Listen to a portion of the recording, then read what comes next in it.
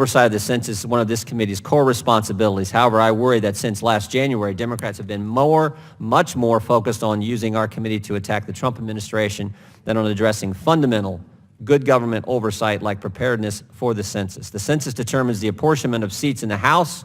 It dictates how federal funds are distributed to states and localities, and it provides crucial details about the size, vitality, and mobility of our population. This data serves as the gold standard for researchers and statisticians to better understand trends in American life.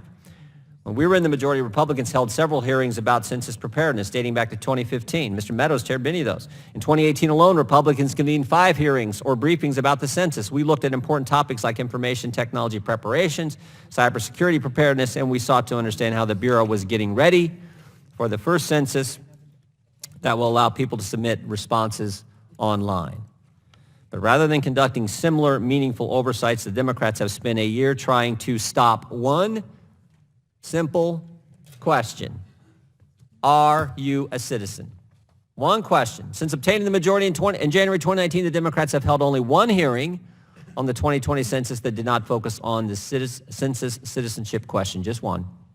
After all these months, I still don't understand why Democrats do not want to know how many U.S. citizens are living in the United States.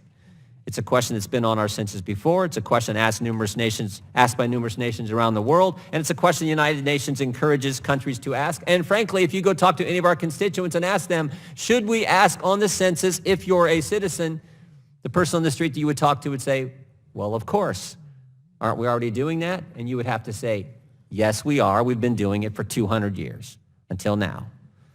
Democrats basically argue that the question is designed to scare immigrant and racial communities in an effort to undercount those populations. That's not correct. The Census Bureau conducted a test last summer to study the operational effects on self-response of including a citizenship question and found that there was no difference in self-response rates between forms with and forms without a citizenship question. Let me say that again. There was no difference in self-response rates between forms with and forms without a citizenship question. In July of 2019, following a Supreme Court decision, the Trump administration removed the citizenship question from an inclusion in the 2020 census. The Democrats want you to believe this was because the question was fundamentally inappropriate, and the court vindicated their position. But in fact, the Supreme Court held the Trump administration had the authority to ask a question about citizenship on the census, but took issue with the administration's process for doing so under administrative law.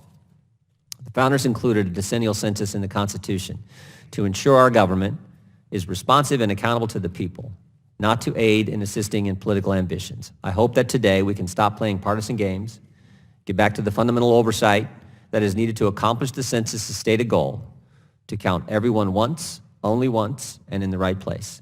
As we examine hard-to-reach populations today, we should ensure Census does its best to count everyone.